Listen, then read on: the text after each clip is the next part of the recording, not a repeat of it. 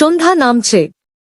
কলকাতার এক দম্পতি অর্ণব আর মধুরিমা গাড়ি চালিয়ে গ্রামমুখ পথে যাচ্ছিল। চারপাশে ঘন জঙ্গল, অন্ধকারে কেবল হেডলাইটের আলোই ভরসা। হঠাৎ রাস্তার মাঝখানে এক অদ্ভুত বৃদ্ধা দাঁড়িয়ে, কুঁচকানো মুখ, এলোমেলো চুল, হাতে লম্বা লাঠি। সাদা শাড়ি পরা, কিন্তু চোখ দুটো অস্বাভাবিকভাবে জ্বলজ্বল করছে। অর্ণব ব্রেক কষে দাঁড়াল। মধুরিমা ধীরে ফিসফিস করে বলল, ওইটা তো ডাইনির মতো দেখাচ্ছে।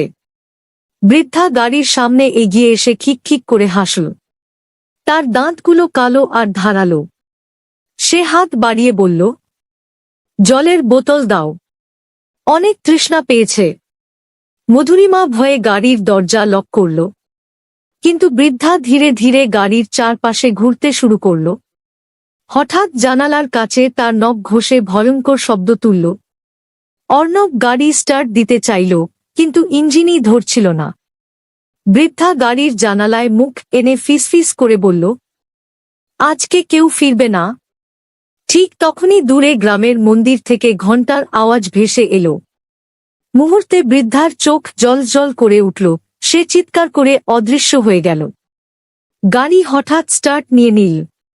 আতঙ্কে দম্পতি সোজা। পরে গ্রামবাসীকে ঘটনাটা বললে তারা জানাল, ওই ডাইনির অভিশাপে এ পথেই অনেক দুর্ঘটনা হয়। তোমরা বেঁচে গেছ মন্দিরের ঘণ্টার জন্য।